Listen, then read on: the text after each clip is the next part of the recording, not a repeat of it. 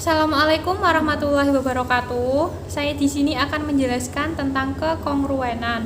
Kongruen merupakan cara lain dalam membahas relasi keterbagian. Langsung saja ke definisi yang pertama. A kongruen dengan B modulo M atau ditulis dengan A kongruen B modulo M jika dan hanya jika A dikurangi B habis terbagi oleh M. Contohnya, 25 kongruen 1 modulo 4 karena 25 dikurangi 1 itu kan 24. 24 habis terbagi oleh 4. Jadi definisi yang pertama terbukti ya. Contoh yang kedua, 31 tidak kongruen 5 modulo 6. Kenapa? Karena 31 dikurangi 5 itu kan 26. 26 tidak habis terbagi oleh 6. Pada teorema 7.1, A kongruen B modulo M jika dan hanya jika ada bilangan bulat K sehingga A sama dengan M kali K ditambah B. K di situ adalah hasil bagi dan B-nya ialah sisa. Contohnya, 26 kongruen 4 modulo 11. Maka 26 sama dengan 11 dikali 2 itu kan 22 ditambah 4. Jadi sama ya 26. Jadi teorema 7.1 terbukti. Langsung ke definisi yang kedua. Jika A kongruen B modulo M di mana B adalah residu terkecil dari A modulo M jika dan hanya jika B lebih besar sama dengan 0 dan B kurang dari M. Pada teorema 7.2, setiap bilangan bulat kongruen modulo M dengan tepat 1 di antara 0, 1, 2, 3, sampai Mn1 itu B-nya kan sisa. B itu tidak boleh negatif, jadi B-nya itu sesuai dengan ketentuan, B-nya harus lebih besar sama dengan 0 dan B-nya tidak boleh lebih besar daripada M. Contohnya, residu terkecil dari 71 kongruen 1 modulo 2 adalah 1. 71 dibagi 2 itu bersisa 1. Residu yang paling kecilnya kan 1 sisanya. Yang kedua, himpunan residu terkecil modulo 5 adalah 0, 1, 2, 3, dan 4. Karena sesuai dengan teorema 7.2 bahwa B-nya itu harus lebih besar dari sama dengan 0 dan kurang dari M. Jadi himpunan residu terkecil dari modulo 5 ialah dimulai dari 0, 1, 2, 3, dan 4. Yang ketiga, residu terkecil dari negatif 53 modulo 10 adalah 7. Terima kasih.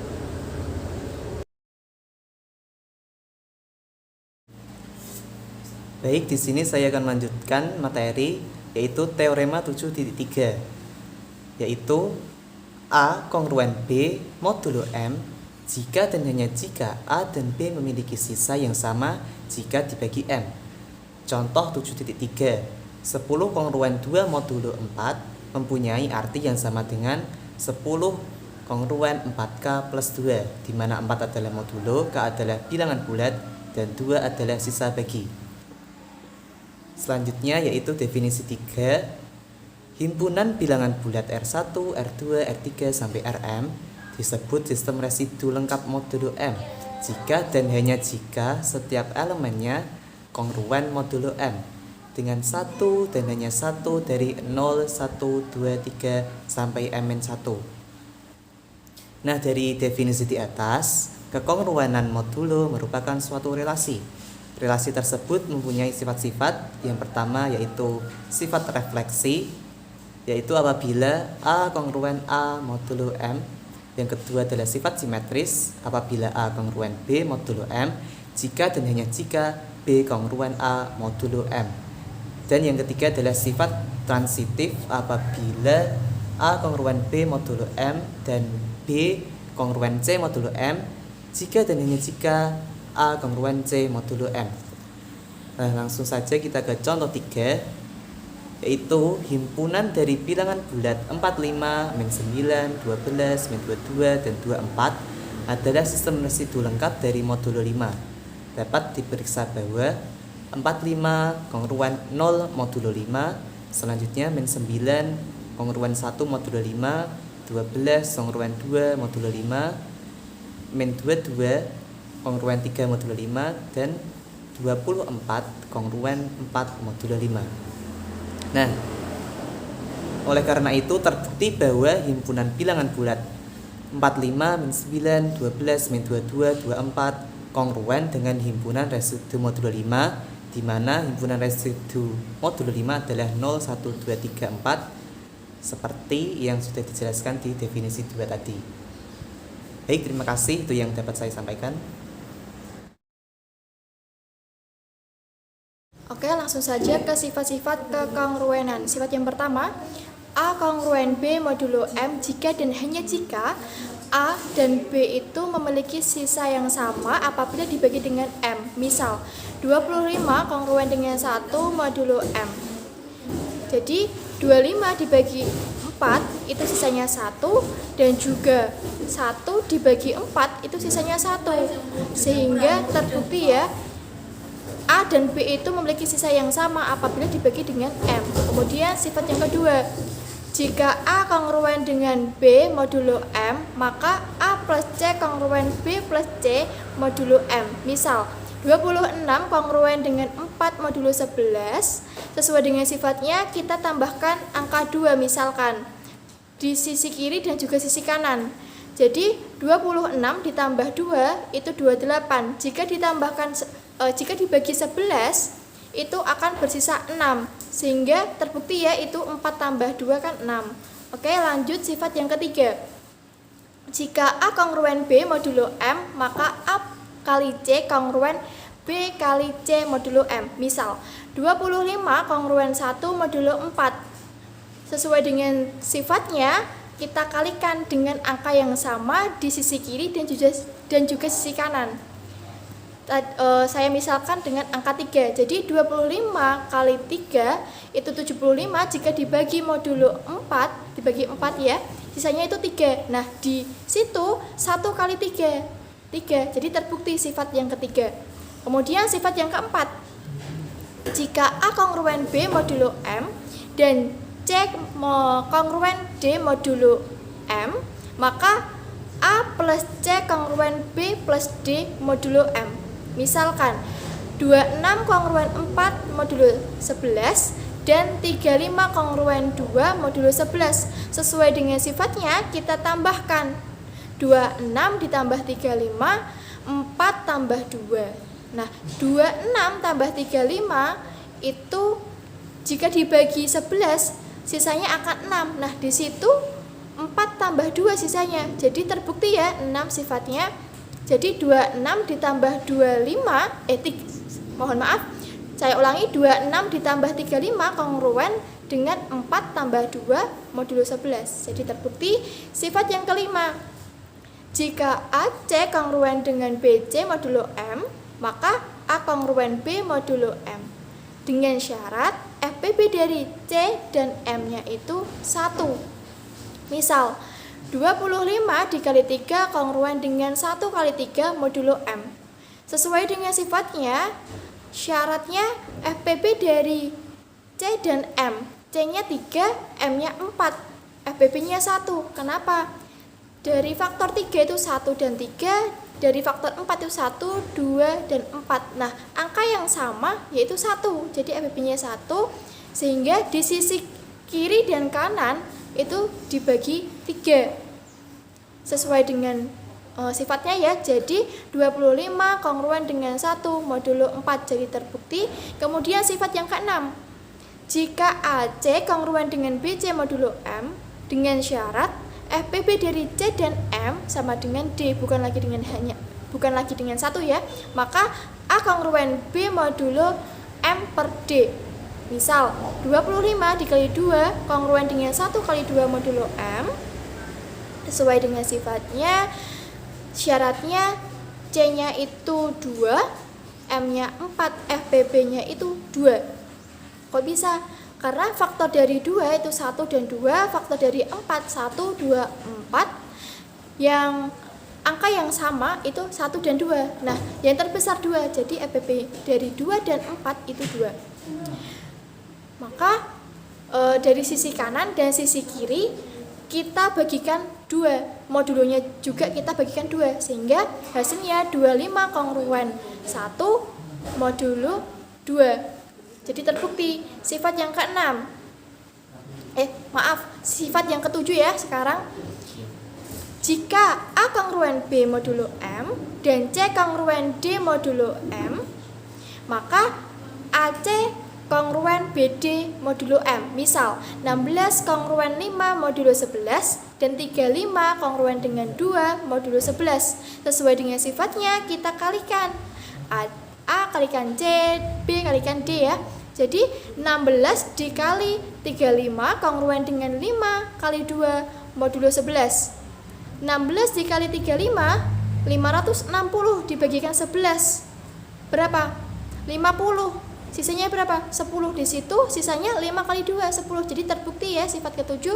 Kemudian sifat yang terakhir. Jika A kongruen B modulo M, maka A pangkat N kongruen B pangkat N modulo M.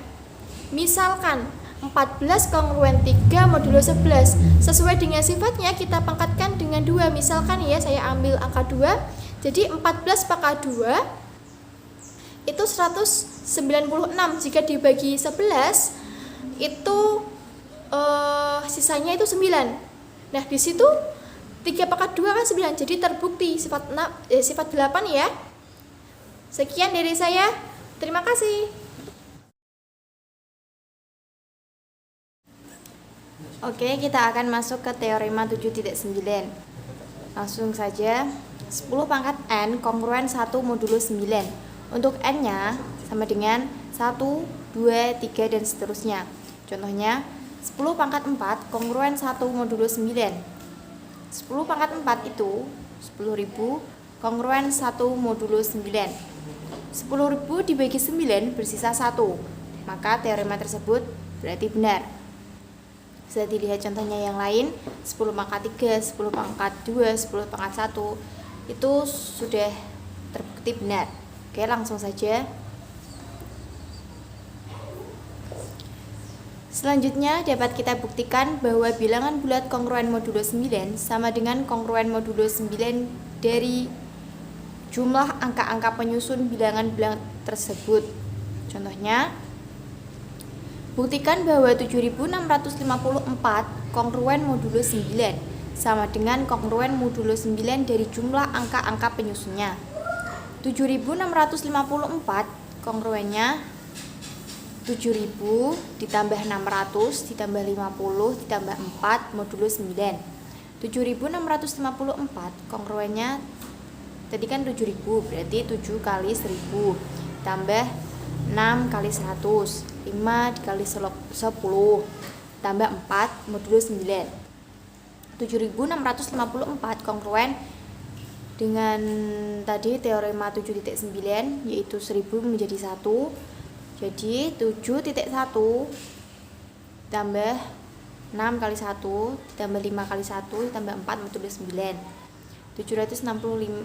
7654 kongruen nya 22 modulo 9. 7654 kongruen 4 modulo 9. Terima kasih.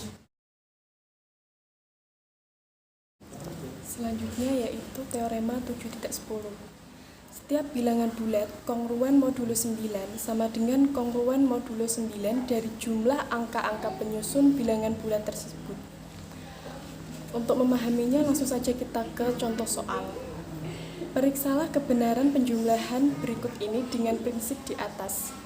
248 ditambah 324 ditambah 627 kongruen dengan 1244. Caranya kita mencari terlebih dahulu yang ada di ruas kiri yaitu 248, 324, dan 627. Yang pertama 248. Kita jabarkan terlebih dahulu angka-angka penyusunnya yaitu 200 ditambah 40 ditambah 8 modulo 9. Maka 2 kali 100 ditambah 4 kali 10 ditambah 8 modulo 9. 100 sama dengan 1 modulo 9 sesuai dengan teorema 7.9. Begitu juga 10 sama dengan 1 modulo 9 dari teorema 7.9 yang tadi dijelaskan. Maka 248 kongruen dengan 2 ditambah 4 ditambah 8 modulo 9. Dijumlahkan menjadi 248 kongruen dengan 14 modulo 9. Karena 14 lebih dari angka pembaginya M yaitu 9, maka menjadi 14 kongruen dengan 5 modulo 9. Selanjutnya yang 324. Kita uraikan juga angka-angka penyusunnya sama seperti yang tadi, yang 248, yaitu 300 ditambah 20 ditambah 4 modulo 9, dan seterusnya sampai ketemu 324 kongruen dengan 9 modulo 9. Bisa disederhanakan lagi menjadi 9 kongruen dengan 0 modulo 9. Selanjutnya 627 kongruen dengan angka-angka penyusunnya tadi, yaitu 600 ditambah 20 ditambah 7 modulo 9. Kemudian kita uraikan sehingga ketemu 627 kongruen dengan 15 modulo 9. Bisa disederhanakan menjadi 15 kongruen dengan 6 modulo 9. Jadi, dari ruas kiri didapatkan bahwa 248 ditambah 324 ditambah 627 kongruen dengan 5 ditambah 0 ditambah 6 modulo 9. Didapat dari hasil tadi yang kita mencari satu persatu dari 248, 324, dan 627. Kemudian didapatkan 248 ditambah 324 ditambah 627 kongruen dengan 11 modulo 9.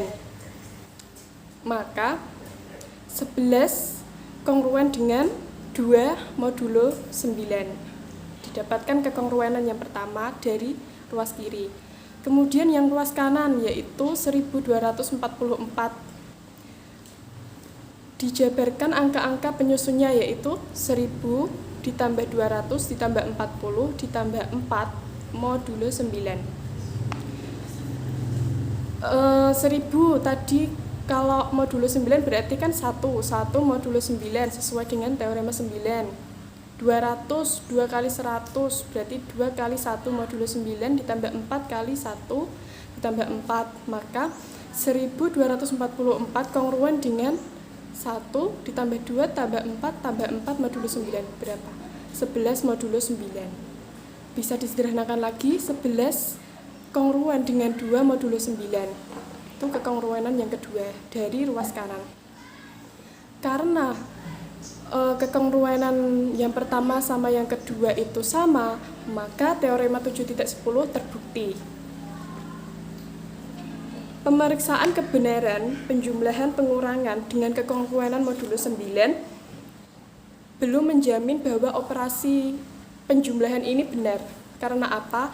Jika 248 ditambah 324 ditambah 627 hasilnya tidak sama dengan 1244. Tetapi pemeriksaan menggunakan koreksi 9 ini hanya membuktikan bahwa 248 ditambah 324 ditambah 627 kongruen dengan 1244. Terima kasih.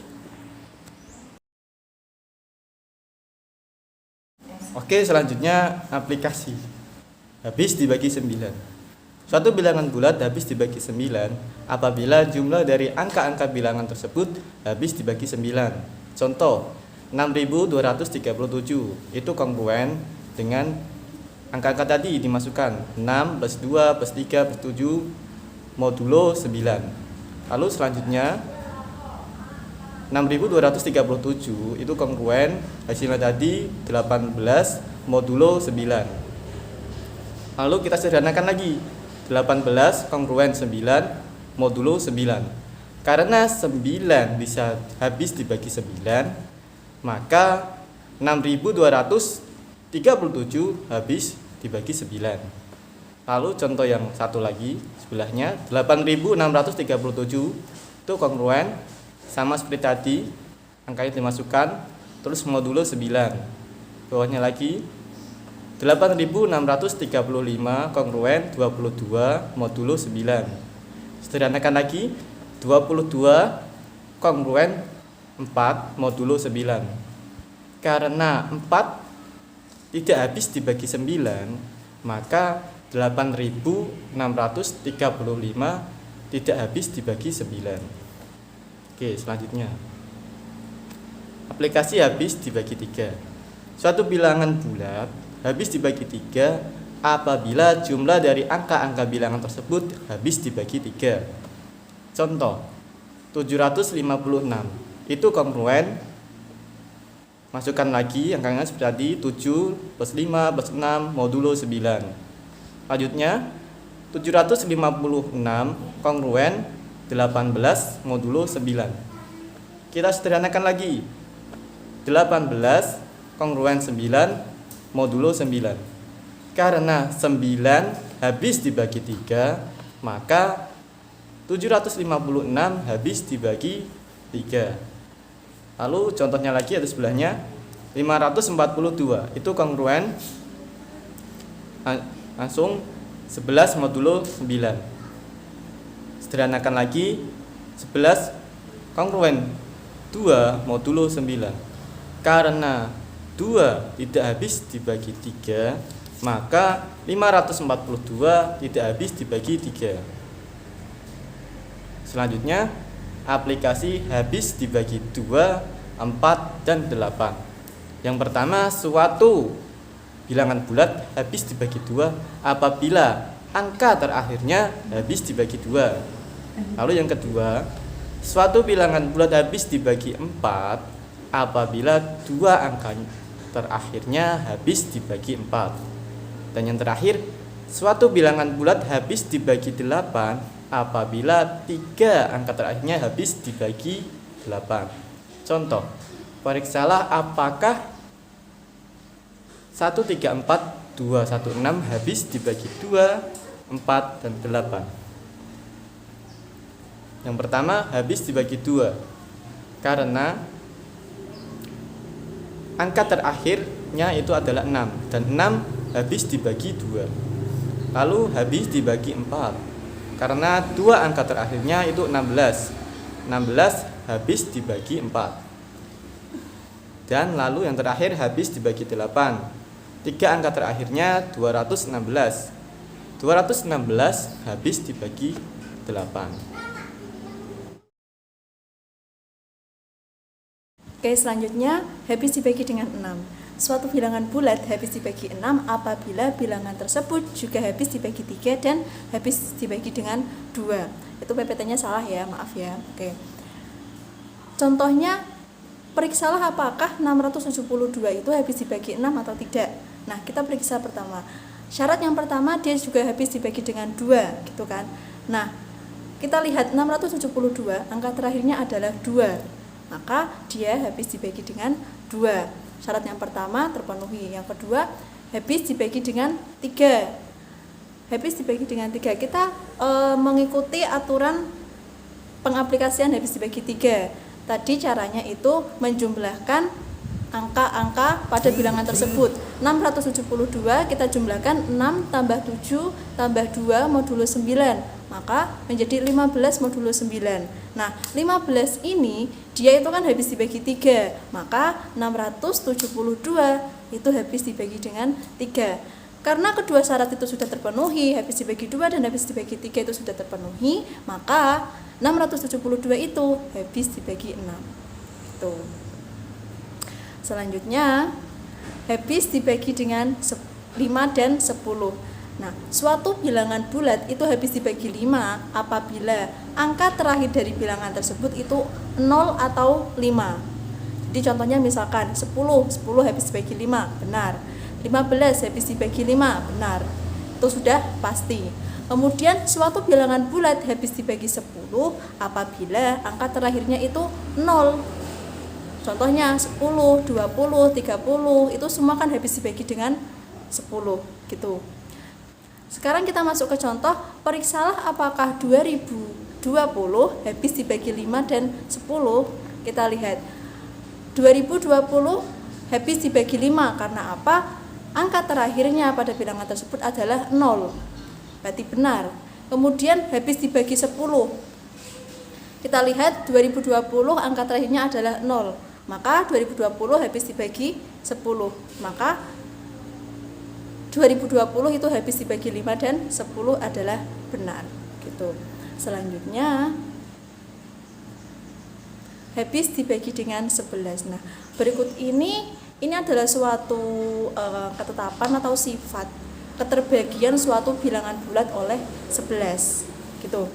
10 itu kongruen dengan min 1 modulo 11 karena ketika 10 dikurangi min 1, 10 min 1 maka menjadi 11 dibagi 11 habis, berarti 10 kongruen dengan min 1 modulo 11. Kemudian 100 kongruen dengan 10 kali 10 10 kali 10 sesuai dengan yang di atas itu tadi. 10-nya kita ubah jadi min 1 ya kan, min 1 kali min 1 karena itu 100, 10 kali 10 gitu ya, modulo 11. Nah, begitu juga dengan yang 1000. 10 kali 10 kali 10 kongruen dengan min 1, min 1, min 1 ya kan, modulo 11. Jadi dari sifat-sifat di atas bisa disimpulkan bahwa 10 pangkat n itu kongruen dengan min 1 modulo 11. Nah, itu ya. Nah, terus apabila ada suatu bilangan bulat n di mana bilangan bulat itu terdiri dari AK, AK-1, AK-2 sampai A1, A0 dengan syarat AI itu lebih besar dari 0 kurang dari 9 dan AK itu tidak sama dengan 0, maka diperoleh suatu bilangan bulat n sama dengan AK kali 10 pangkat K ditambah AK-1 kali 10 pangkat K-1 dan AK-2 kali 10 pangkat min 2 sampai A2 kali 10 pangkat 2 dan A1 kali 10 dan A pangkat 0 kali 10 pangkat 0. 10 pangkat 0 jadinya 1, jadinya hanya tinggal A0. Oke. Dari rumus di atas kita kita masukkan min 1-nya tadi karena 10 sama dengan min 1 gitu ya. Jadi n sama dengan AK kali min 1 pangkat K plus AK min 1 kali min 1 AK min 1 kali min 1 pangkat K min 1 plus AK min 2 kali min 1 pangkat K min 2 sampai A2 kali min 1 pangkat 2 dan A1 kali min 1 plus A0 modulo 11. Jadi dari atas itu diperoleh n sama dengan A0 plus A2 plus A4 sampai bilangan urutan angka genap dikurangi urutan angka ganjil yaitu A1 tambah A3 tambah A5 dan seterusnya modulo 11. Mungkin masih bingung untuk konsep yang ini, kita langsung masuk ke contoh aja biar lebih paham gitu ya. Oke, kita masuk ke contoh. Periksalah apakah 180.829 itu habis dibagi 11 atau tidak. Kita buktikan. 180.829 ketika diuraikan menjadi 1, 8, 0, 8, 29. Oke, untuk pengurutan, pemberian urutan A0 sampai A sekian, AM itu ya, itu kita mulai dari belakang bukan dari depan. Jadi 9 itu menjadi A0, 2 itu menjadi A1, 8 itu menjadi A2, 0 menjadi A3, 8 menjadi A4, dan 1 menjadi A5. Oke, sudah kita dapatkan A0 sampai A5, kemudian kita masukkan ke dalam N. Kita masukkan ke dalam N sama dengan A0 plus A2 plus A4 plus titik-titik sampai M ya, maksudnya sampai ada berapa bilang urutan genap dalam bilangan tersebut, dikurangi A1 plus A3 plus A5 plus titik-titik mod 11 gitu ya. N, jadi didapatkan N sama dengan A0 nya tadi 9, A2 nya sama dengan 8, A4 nya 8 dikurangi A1 nya 2, A3 nya 0, A5 nya 1 modulo 11. Didapatkan lagi N sama dengan 9 tambah 8 tambah 8 hasilnya 25, 2 ditambah 1 hasilnya 3, 25 dikurangi 3 sama dengan 22 modulo 11. Karena didapatkan N sama dengan 22 modulo 11, karena 22 itu habis dibagi 11, maka 180.829 itu juga habis dibagi dengan 11, seperti itu. Sekian presentasi dari kelompok kami. Kami mohon maaf apabila dari PPT kami, dari penjelasan kami itu sedikit ada yang tidak pas. Kami mohon maaf atas keterbatasan kami.